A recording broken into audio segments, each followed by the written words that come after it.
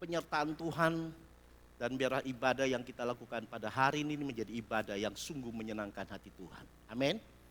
Amin.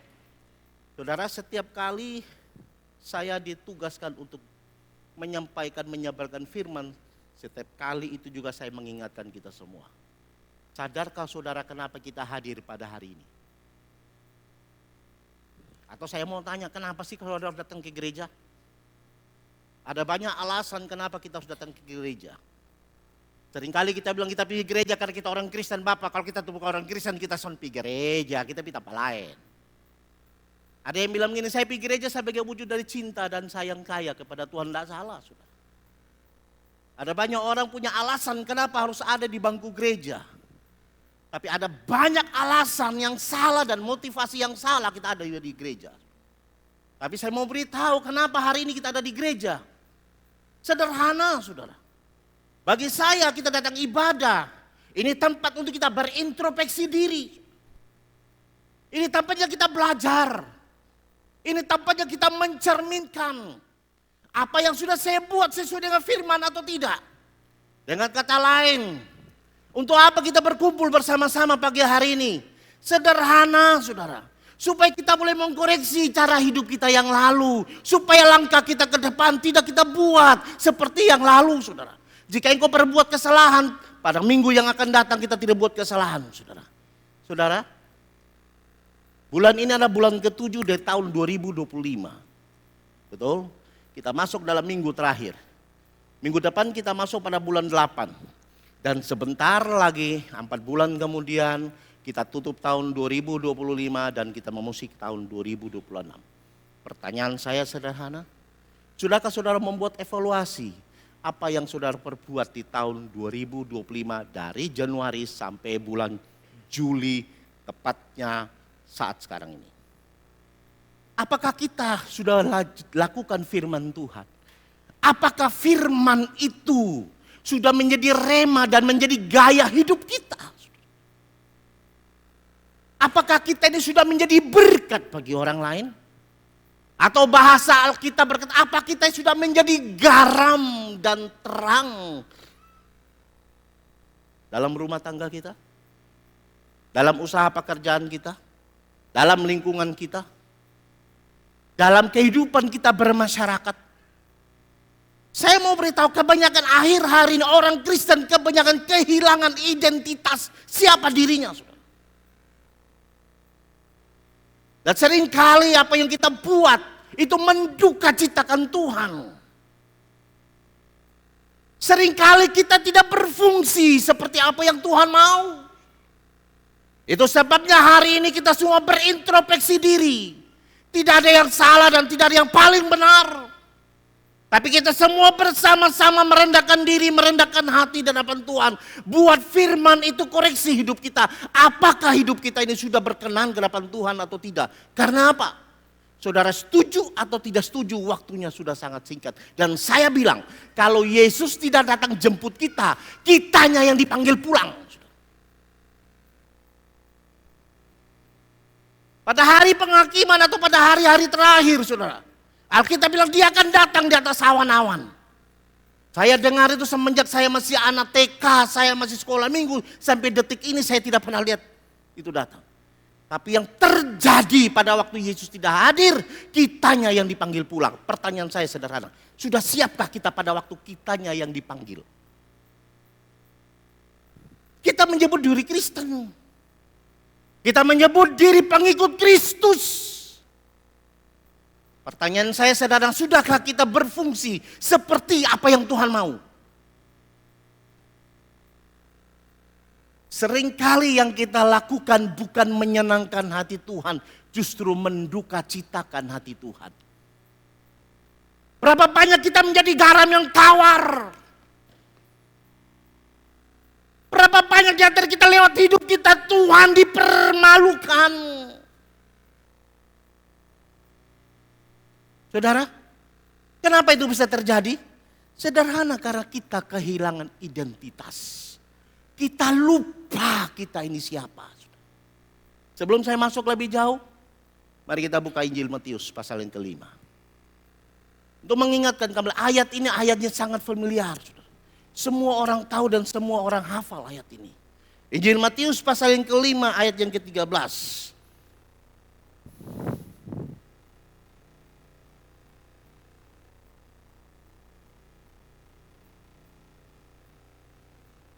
Multimedia ada? Saudara, sekali lagi saya ingatkan, datang gereja bawa Alkitab. Oke, masih ingat itu? Bawa Alkitab. Ada identitas kita, orang Kristen, ya toh. Salah satu molekul yang paling kecil identitas kita kalau pi gereja bawa Alkitab. Lain kalau di Surabaya, tanya Kaben. Di Surabaya Kaben, pergi mana Kaben? Ajar sekolah minggu dia. Wih, Bapak tua berubah, puji Tuhan. Tanya Kaben. Kalau di Surabaya orang pergi gereja, apalagi gereja di mall, dong song bawa Alkitab, dong bawa tas belanja. Tapi pi gereja. Jadi pikir aja udah mulai pikir ini mau subuh ke belum. Itu dia tokon patolo lama nah. Ya kan, sampai kita mau makan di mana karena keluar dari pintu gereja, waduh itu restoran di sana banyak sekali. Saudara ya, motivasi orang pergi ibadah macam-macam saudara. Pulang gereja masih khotbah saudara ini, Bapak kemeto khotbah lama lagi, kenapa? Itu restoran subuh karena kita sudah dapat tampan nanti, aduh parah. Tapi di sini tidak ada, bersyukurlah kita ada di Waingapu, di Jalan Jati, tidak ada warung di luar. Ya toh, tidak ada mall di sini, saudara. Tapi kalau sudah ada mall, saudara, kita itu tantangan paling besar. Pergumulan paling besar buat seorang hamba Tuhan, apalagi gembala sidang, itu bukan melawan setan. Karena setan suka kalah. Pergumulannya kalau pas jam ibadah itu kalau ada pertandingan sepak bola. Apalagi malam minggu jam 12 kok jam 1 main bola, Bapak Gembala sudah mulai berdoa, Tuhan kenapa melawan setan? Karena hari Minggu son ada datang gereja. Kenapa? Mengantuk semua. Tidur terlambat. Kita bersyukur saudara ada di Jalan Jati, kita ibadah 9:30. Jadi kalau ada pertandingan sepak bola jam 1 kok jam 2 kita masih bangun terlambat sedikit, tidak apa-apa. Paling datang gereja telat sedikit kita. Karena ibadah mulai jam 9:30. Coba kalau gereja di Waingapu sana jam 7 pagi, main bola habis jam 4, kita sudah pergi gereja. Itu pergumulan terbesar. Pergumulan terbesar yang kedua adalah dari seorang gembala sidang, bukan melawan setan, tapi melawan hujan. Melawan hujan. Kalau jam-jam begini, kalau hujan datang, Bapak tua sudah mulai berdoa, Tuhan tolong. Bapak tua peperangan rohani dengan petani. Sekarang baru saya tahu setelah ada kebun. Setiap hari siram ini tanaman nih. Kita bertuhan turun hujan. Ya toh. Bapak pendeta bilang Tuhan boleh turun hujan tapi jangan pas jam gereja. Ya kan. Itu pergumulan yang terbesar. Sekali lagi datang ke gereja bawa. Yang kedua bawa. Ingat puji Tuhan.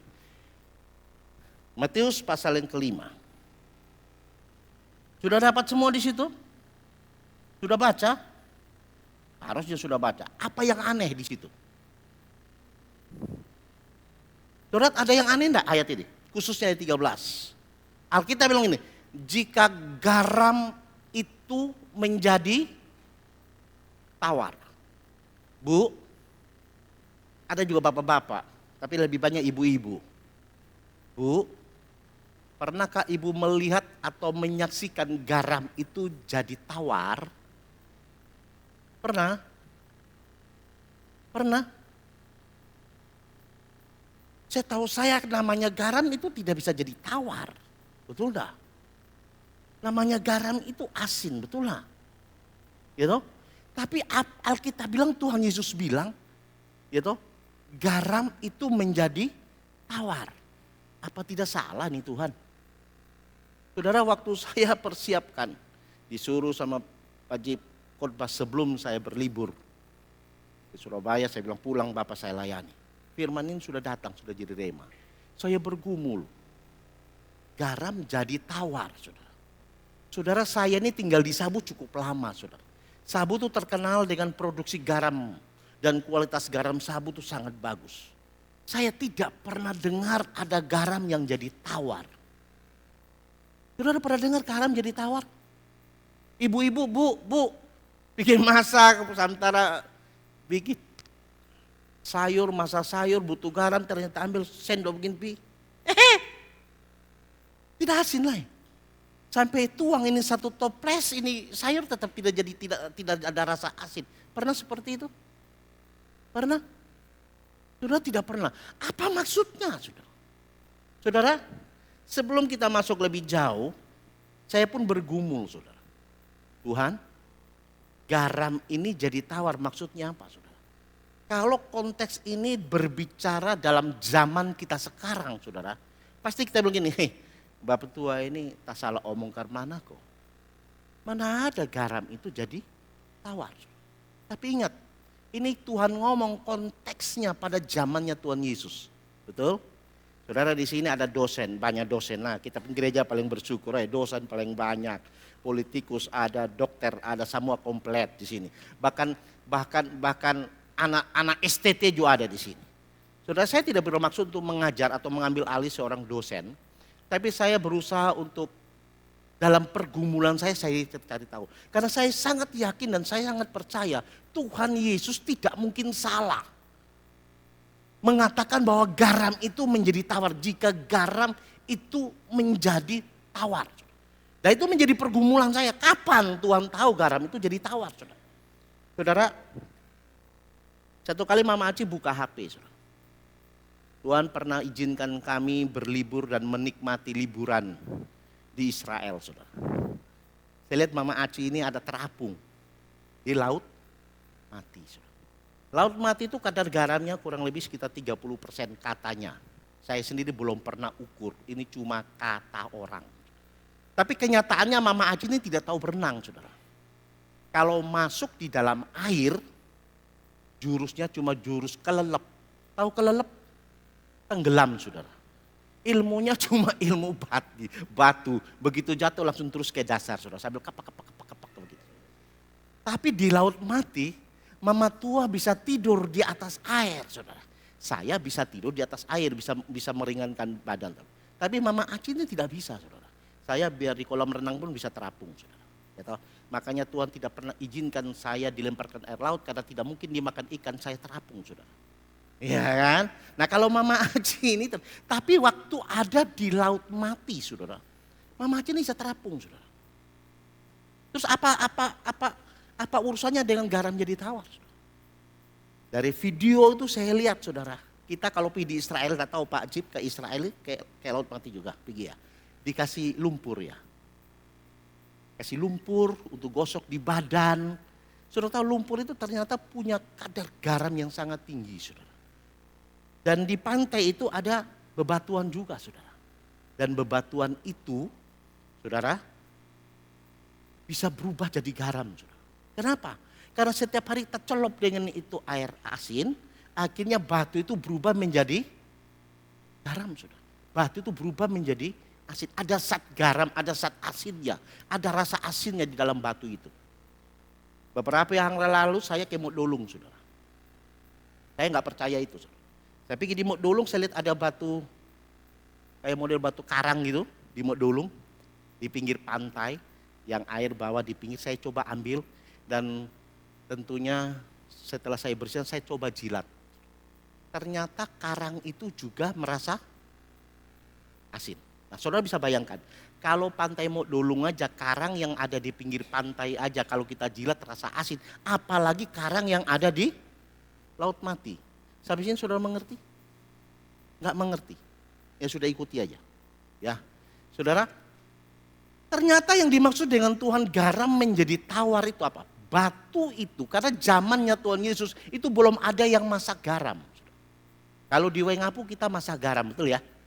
Masak garam, kasih mendidih yang tinggi, nanti ngendap jadi garam. Kalau di Sabu tidak pakai masak garam.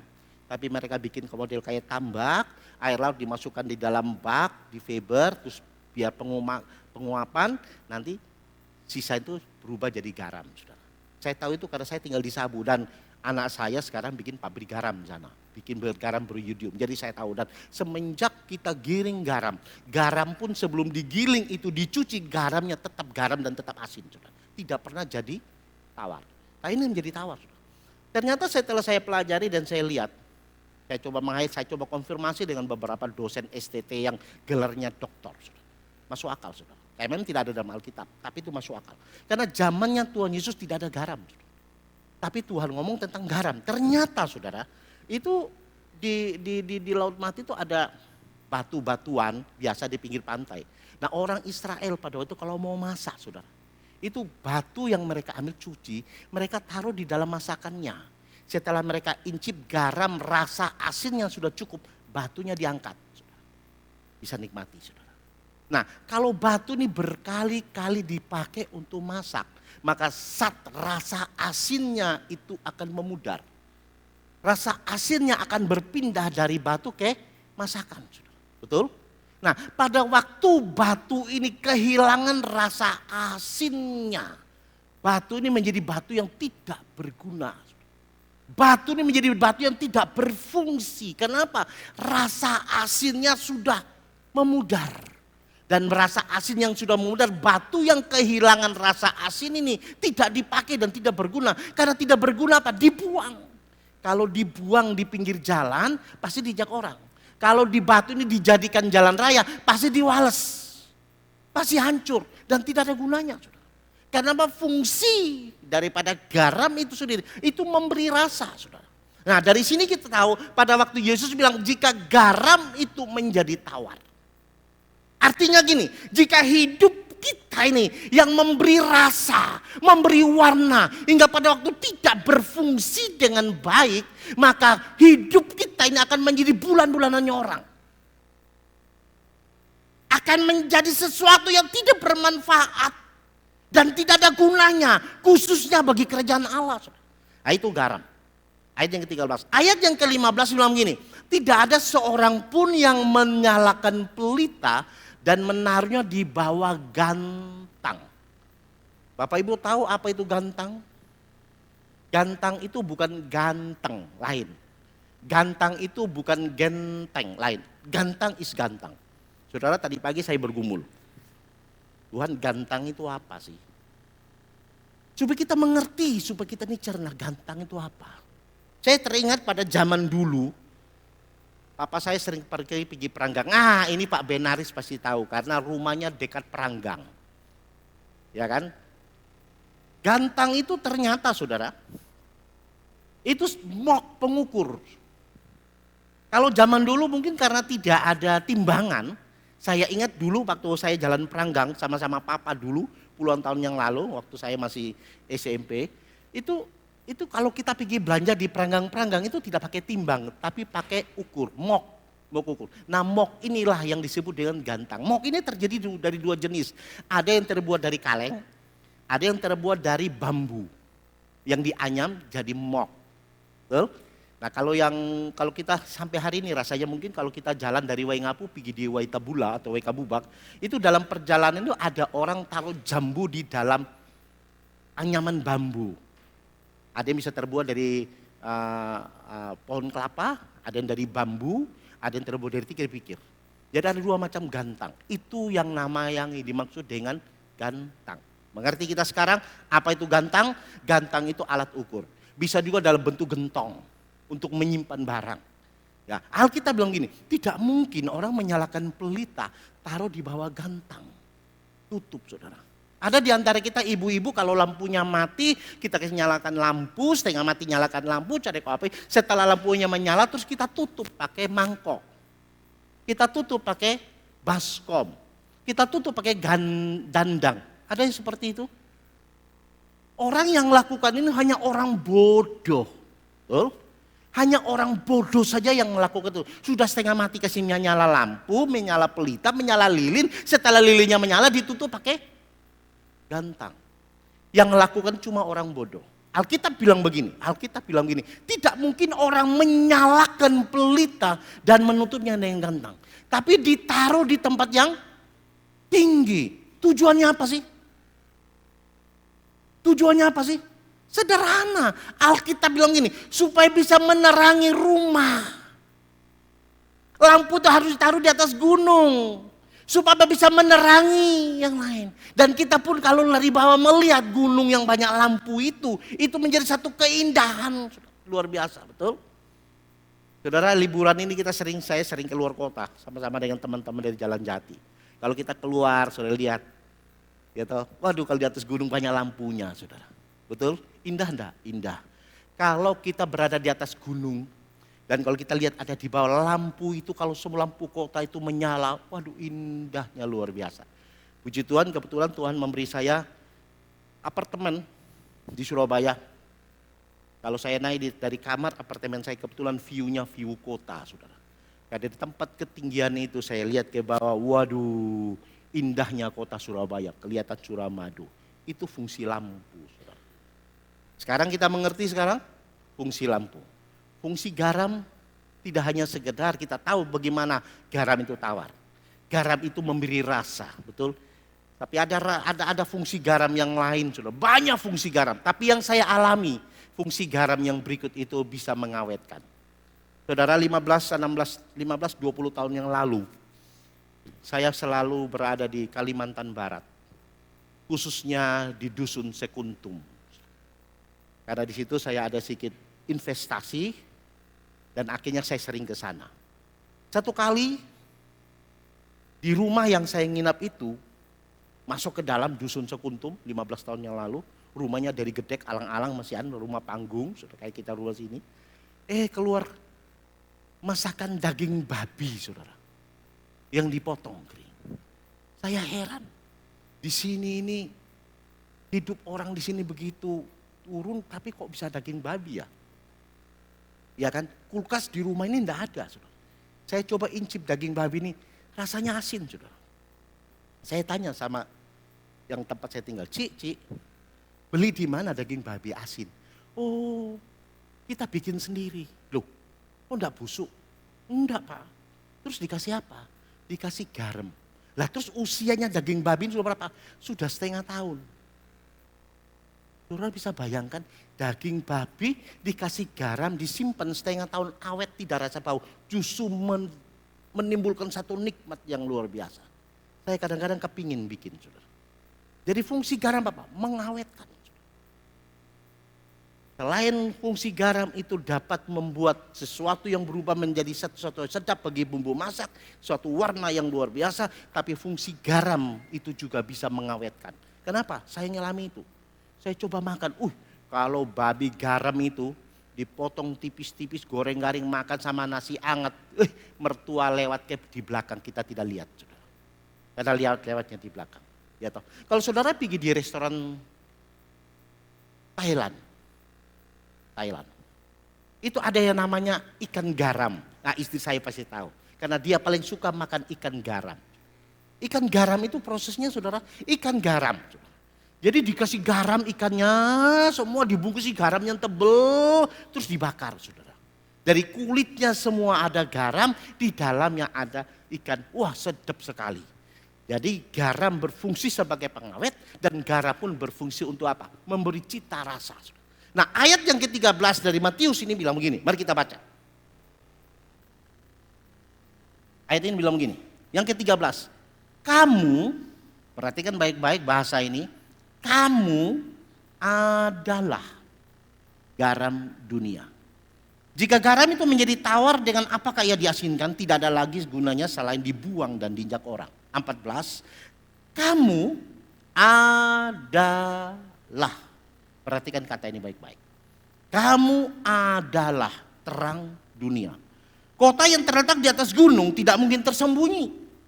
Lagi pula orang tidak menyalakan pelita lalu meletakkannya di bawah gantang, melainkan di atas kaki dian, sehingga menerangi semua orang dalam rumah itu. Perhatikan baik-baik kata rumah itu. Demikianlah hendaklah terangmu bercahaya di depan orang, supaya mereka melihat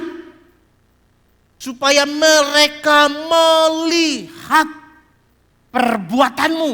Perhatikan baik-baik, perbuatanmu yang baik dan memuliakan Bapamu yang di sorga. Tadi saya katakan sering kali kita kehilangan identitas. Saya mau beritahu, pada waktu kita terima Tuhan Yesus sebagai Tuhan dan Juru Selamat, Tuhan tidak bilang gini, maukah engkau kujadikan terang, maukah engkau kujadikan garam. Pada waktu kita terima Tuhan Yesus sebagai Tuhan dan Juru Selamat, Tuhan tidak begini, engkau akan kujadikan terang, engkau akan kujadikan garam. Tapi Alkitab bilang gini, engkau adalah garam. Kita itu garamnya. Kita ini terangnya. Tuhan tidak pernah jadikan kita terang, tapi kita adalah terang itu sendiri. Tapi berapa banyak jemaat, berapa banyak ada Tuhan tidak berfungsi sebagai garam, tidak berfungsi sebagai terang. Kehilangan identitas, bahkan krisis identitas. Artinya apa? Di dalam lingkungan kita, di dalam pergaulan kita, identitas kini seringkali dibuang. Akhirnya apa? Kita menjadi dilecehkan orang. Kita tidak dianggap orang. Kenapa? Identitas kita hilang. Padahal kita ini garam. Saya mau sudah jelaskan fungsi garam memberi rasa. Pertanyaan saya sederhana. Dalam perkumpulan kita, dalam pergaulan kita, dalam usaha dan pekerjaan kita, di dalam rumah tangga kita, sudahkah kita memberi rasa untuk orang-orang sekeliling kita? Tetapi berapa banyak di antara kita yang memberi rasa yang pahit, memberi rasa yang tawar dalam hidup ini. Sehingga apa? Orang tidak memuliakan Tuhan. Jangankan Tuhan yang dimuliakan, hidup kita ini menjadi bulan-bulanannya orang, saudara. Saudara, iya kita tidak berfungsi, saudara. Kita menjadi orang yang tidak ada faedahnya, tidak ada manfaatnya, tidak ada gunanya. Saudara, dosa itu, perbuatan dosa itu, yang kita menjadi kehilangan fungsi sesungguhnya. Coba lihat dalam pergaulan kita. Seharusnya kehadiran kita mendatangkan sukacita. Seharusnya ketidakhadiran kita membuat orang itu kangen. Ada rasa yang kita timbulkan, ada dampak di situ. Tapi berapa banyak di antara pergaulan kita, dalam perkumpulan kita, justru kalau kita bilang begini, tuh yang tukang gosip sudah datang. Shh, jangan omong-omong. Kenapa? Dia pun mulut lagi ember, yang bocor tuh kalah bocor. Sudah? Kita kehilangan. Kita tidak membawa warna. Kita kehilangan identitas. Saudara, berapa banyak orang dengan kehadiran kita justru mereka mencibir kita. Kita tidak berfungsi dengan baik.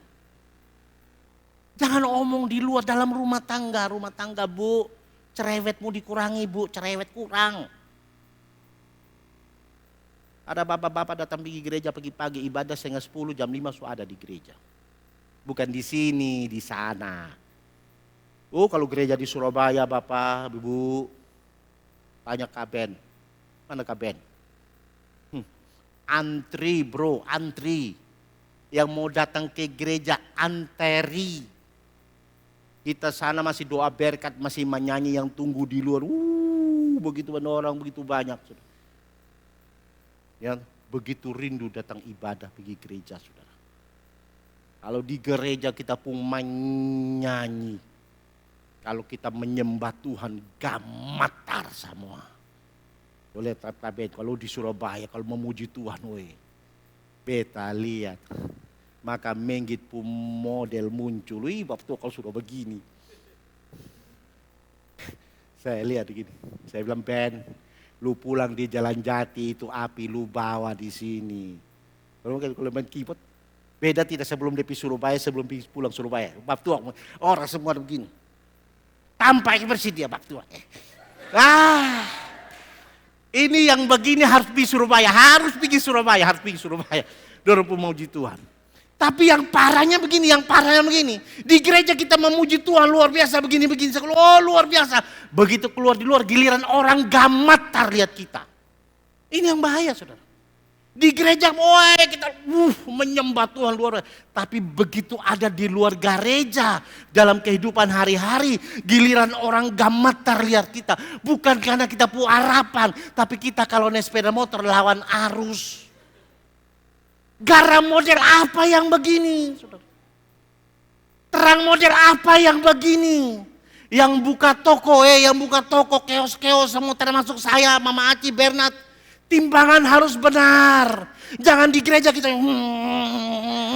tapi gilangan timbang gula. Berapa dia pembarat? Beli gula 1 kilo. Setelah pulang di rumah sisa 9 on. Orang bilang gini, ini orang kares dan penipu. Makanya dia kaya tuh. Kaya dengan penipu. Saudara, bukan rasa yang menyedapkan yang kita lakukan. Bukan Bapa di sorga yang dipermuliakan. Justru kita sedang menghina Tuhan. Justru kita sedang mempermalukan Tuhan. Bagaimana mungkin kita menjadi terang? Yang jadi politikus. Pikir orang politik udah kira yang jadi DPR sepolitikus. Kita juga politikus semua ini. Dalam rumah tangga kita juga politikus. Politik dengan kita punya bini. Politik dengan kita pelaki. Ya kan? Dalam rumah tangga itu terlalu banyak politik. Saudara. Aneh-aneh saja. Sudah kayak kau menjadi terang dalam rumahmu. Alkitab bilang ini. Pelita itu dinyalat, ditaruh di kaki Dian, bukan dituduh gantung supaya orang sekeliling rumah itu bisa apa? Menikmati terang itu. Jangan di gereja kita begini. Begitu pulang di rumah. Laki tak salah sedikit saya bini pun mengomel minta ampun. Mengomel yang tidak sesuai dia pun salah nih. Gitu. Bini begitu terlambat siap makan. Saya kira kau di rumah kerja apa tidak siap makan. Dia pun mengomel minta ampun. Itu terang yang taruh di bawah gantang. Tidak berfungsi. Saudara, jadilah berkat di mana engkau berada. Ingat identitasmu garam dan dunia. Tuhan tidak pernah engkau akan kujadikan garam, tidak. Engkau akan kujadikan terang, tidak. Alkitab bilang engkau adalah terang itu. Dan engkau adalah garam itu. Identitasmu berubah. Dari kegelapan kepada terang yang ajaib. Kalau saudara baca baik dalam Yohanes 5 ayat 25. Tuhan telah mengangkat engkau dari kegelapan kepada terang yang ajaib.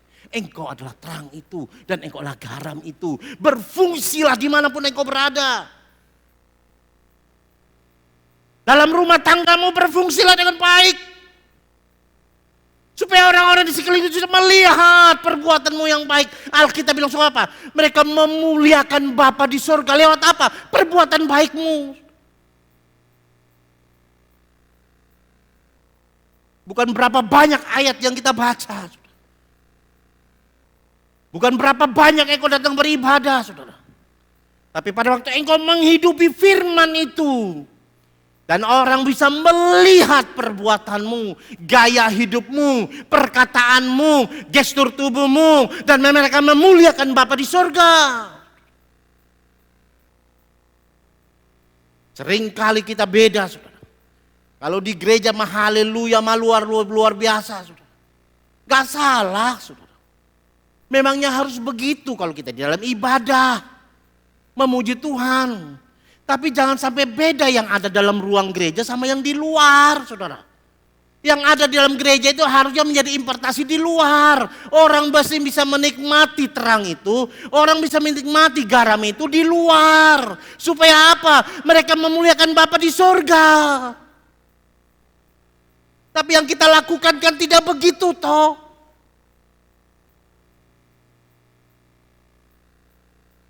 Sudah tahu ada lampu lalu lintas sudah merah. Kita terabas terus. Kita langgar saja, saudara. Ya kan? Orang lain yang gemetar lihat kita. Saudara. Kenapa? Dosa dan kejahatan kita. Saudara. Kita kehilangan identitas. Saya dulu jadi seorang suami dan kepala rumah tangga yang kasar. Saya pernah bersaksi kepada saudara. Saya bukan suami yang baik. Saya bukan kepala keluarga yang baik. Dulu saya orang yang kasar. Saya pernah bersaksi di hadapan saudara, saya pernah menjadi orang yang paling sombong di atas bumi ini. Saya merasa. Kenapa? Istri saya itu insinyur loh. S1 cum laude. Saya ini cuma tamatan semea. Lulus dengan nilai pas-pasan. Rapot saya lebih banyak tinta merahnya daripada tinta birunya. Anda tahu ibu guru zaman dulu kok suka pegang pensil merah. Bu Sri di sekolah pensil biru Bu Sri, jangan pensil merah. Betul saudara. Tapi saya pernah bilang sama istri saya, insinyurmu di bawah telapak kaki saya. Pernah saudara terima ada suami yang model begini? Bu dosen. Bapak pada bilang gitu, lu pun doktor, kalau S1, S2 tuh nih di bawah sini. Padahal ini cuma tamatan SMK son tamat.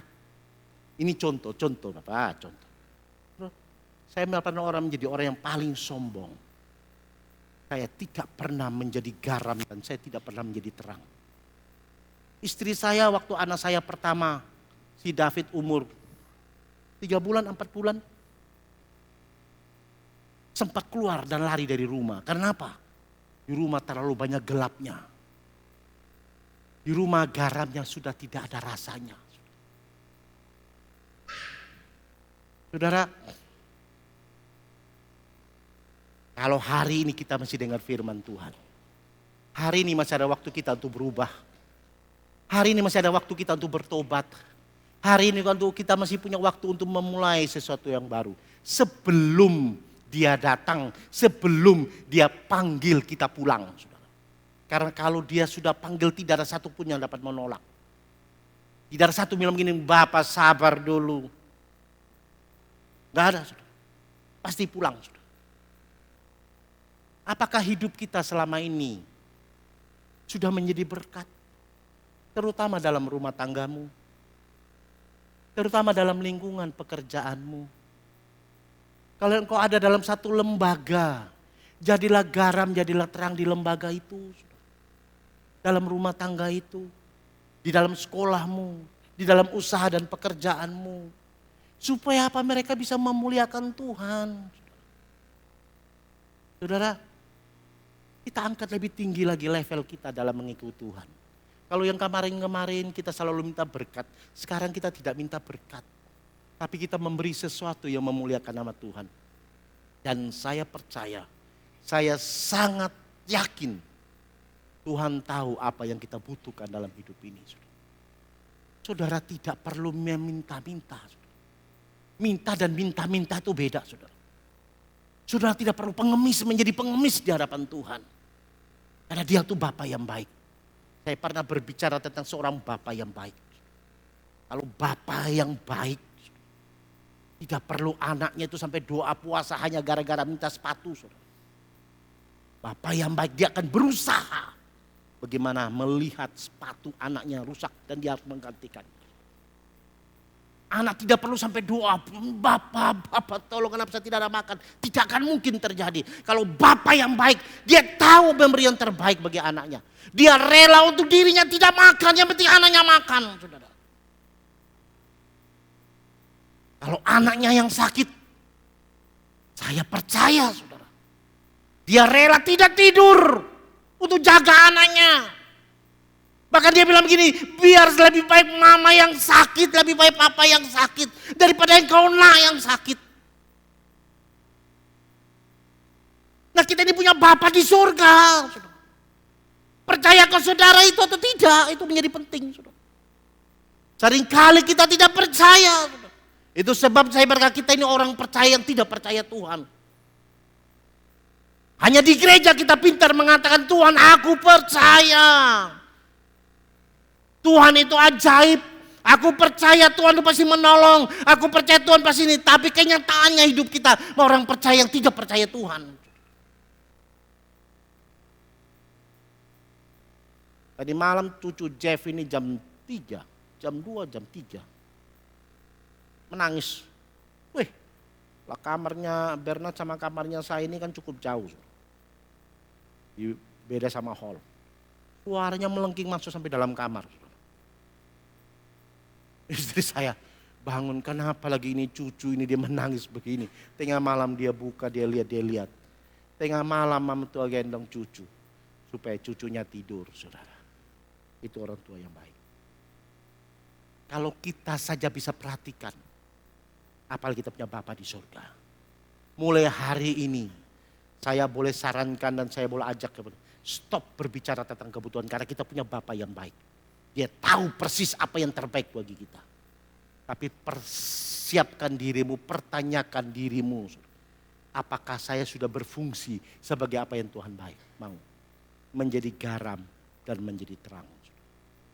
Dimulai dari mana? Dalam rumah tanggamu sendiri.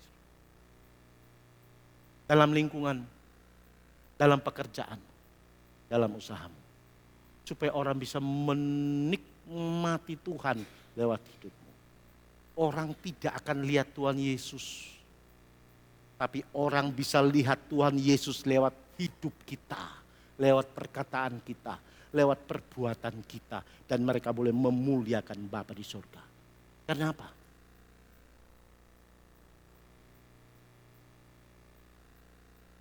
Akhir-akhir ini saya sangat prihatin sekali, saudara.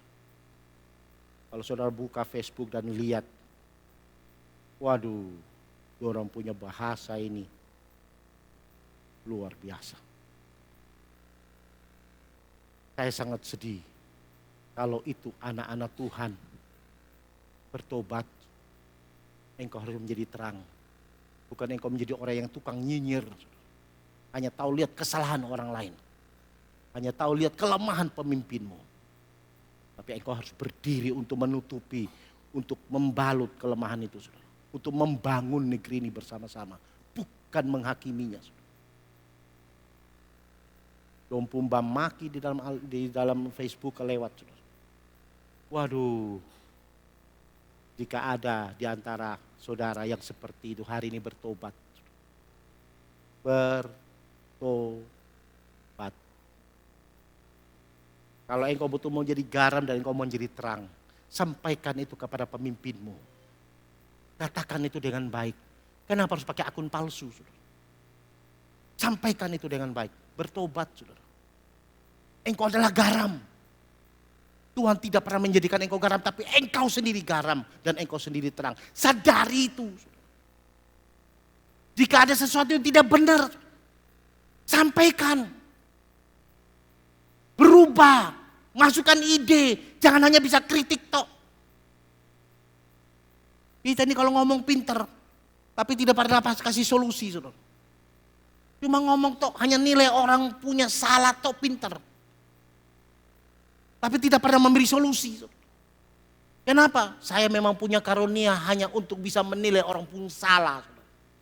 Weh, ini garam model apa? Ini garam sudah jadi tawar kok atau jadi apa? Sudah jelas, saudara. Ya kan? Harus bisa memberi solusi, saudara. Jangan hanya pintar kritik. Di dalam gereja juga seperti itu. Kita hanya pintar komplain, saudara. Menyanyinya falas. Menyanyi nadanya kurang tinggi. Coba kau yang menyanyi. Saudara, ini garam kalau ketemu garam mungkin asin jadi pahit. Ah, Bapak. Saking pahit nanti garam makanya jadi begini. Tidak ada kehidupan, saudara. Ya toh? Nada masuknya tidak pas. Ya kan? Latihannya kurang serius. Kurang persiapan. Coba kalau dia yang main. Itu gitar sampai patah. Bapak Ibu yang dikasihi Tuhan. Jangan sampai kehilangan identitas kita. Amin. Ingat, engkau itu garam. Engkau itu terang. Dimanapun engkau berada, kita harus memberi rasa. Dimanapun kita berada, kita harus menjadi terang. Jangan orang pancuri, kita ikut pancuri. Ya toh? Semua yang jadi karyawan, ikuti aturan perusahaanmu. Kalau perusahaan ngomong bilang masuk jam 7, kau masuk jam 7. Kita pikir kalau korupsi itu curi uang, tidak saudara. Kalau saudara jadi guru yang baik. Aturan sekolah masuk 6:30, kau 6:30 sudah ada, jadi jangan jam 8 baru masuk mengajar. Jadi dosen-dosen yang baik. Ya kan? Karena terlambat tinggal telepon. Kau buka Alkitab ini, kau baca ini sekian dan sekian, saya datang kita ulangan. Padahal dia sendiri datang terlambat, bangun terlambat. Ya toh? Kalau jadi orang tua yang baik, jadi contoh yang baik. Supaya apa? Nama Tuhan dipermuliakan. Sekali lagi kalau engkau menjadi politikus, jadi politikus yang baik. Kalau hari ini engkau dipercayakan untuk menjadi mewakili rakyat, jadilah perwakilan rakyat yang bertanggung jawab. Jangan hanya karena mau kampanye saja baru kau punya janji luar biasa. Setelah kampanye kau naik mobilnya kita tegur, sutir bisa tegur, kaca suka seneh full. Padahal lu naik karena beta pun suara. Betul. Ya, ini pedis, ini sakit memang. Tapi saya harus bicara. Engkau adalah garam dan engkau adalah terang. Engkau harus berfungsi. Karena hidup yang kita hidupi ini tidak hanya sebatas ini aja. Tapi akan datang. Saudara. Goal kita Yerusalem yang baru. Saudara. Ingat, kalau kita tidak diberi kesempatan untuk menikmati datangnya Tuhan Yesus di awan-awan. Tapi yang pasti kita pasti dipanggil pulang. Saudara. Semua yang kita miliki ini cuma sementara. Tidak ada yang kekal. Satu waktu semuanya akan sirna. Satu waktu semuanya akan sia-sia. Terakhir saya mau beritahu. Kalau hari ini engkau bisa naik mobil mewah. Ingat. Satu waktu dan waktu itu akan tiba. Engkau akan naik ambulans. Ngiu tulisannya mobil jenazah. Kalau engkau sadar itu, kenapa engkau harus sombong? Kalau engkau sadar itu, kenapa engkau kehilangan identitasmu? Engkau adalah garam, engkau adalah terang. Hari ini engkau bisa tidur di kamar yang mewah. Hari ini mungkin engkau punya tempat tidur yang sangat mewah dengan spring bed yang begitu mahal, spring air yang begitu mahal. Dan engkau rasa nyaman. Ingat, akan tiba waktunya engkau akan tidur di atas papan yang disebut dengan peti jenazah. Hari ini engkau punya rumah yang mewah. Engkau bisa membangun satu istana yang besar. Mungkin engkau bangun rumah 600-700 ribu meter persegi. Mungkin engkau bisa lakukan sesuatu yang terbaik dalam hidupmu. Tapi ingat, akan datang masanya. Dan itu pasti terjadi. Engkau akan tinggal di dalam rumah yang ukurannya 1x2 meter. Kalau engkau sadar itu, janganlah kehilangan identitas. Engkau harus jadi garam, engkau menjadi terang. Karena engkau itulah garamnya, engkau itulah terangnya. Supaya nama Tuhan dipermuliakan lewat keberadaan kita. Saudara. Kalau hari ini kamarmu penuh dengan AC. Ruangannya begitu sejuk, begitu nyaman. Ingat, akan tiba waktunya. Engkau akan tidur di dalam kegelapan dan udara yang sumuk dalam kubur itu. Adakah di antara kita kalau mati dalam kubur kita pasang AC? Adakah di antara kita kalau mati kalau beta mati besok jangan lu kasih masuk dalam peti ya, lu pasang spring bed. Ada? Tidak ada. Sudah. Kalau engkau sadar itu, bilang Tuhan ini aku. Jika hari-hari yang lalu hidup kita tidak menjadi garam, tidak membawa rasa, hidup kita tidak menjadi terang. Hari ini, detik ini berubah dan bertobatlah. Bilang Tuhan ini aku. Tuhan aku mau menjadi apa yang Tuhan mau. Aku mau menjadi garam. Aku mau menjadi terang. Supaya nama Tuhan dipermuliakan. Nama Tuhan ditinggikan. Nama Tuhan diagungkan. Nama Tuhan yang semakin bersinar dalam hidup kita. Saudara, siapa kita di hadapan Tuhan? Tapi dia jadikan kita biji matanya. Haleluya. Waktu yang sangat singkat bagi kita. Dan saya pun berhenti. Saya percaya Roh Kudus akan berbicara dalam hatimu. Saya tidak tahu apa yang saudara buat. Saya tidak tahu bagaimana tingkah laku saudara dalam rumah tangga saudara. Tapi jika hari ini kau dengar firman Tuhan. hari ini masih ada waktu engkau berubah. Jika hari ini engkau sudah mendengar firman Tuhan, hari ini masih bisa engkau bertobat. Hari ini jika engkau masih mendengar firman dan melakukannya, hari ini engkau bisa menjadi dilayakan Tuhan untuk menjadi ahli waris kerajaan surga. Amin.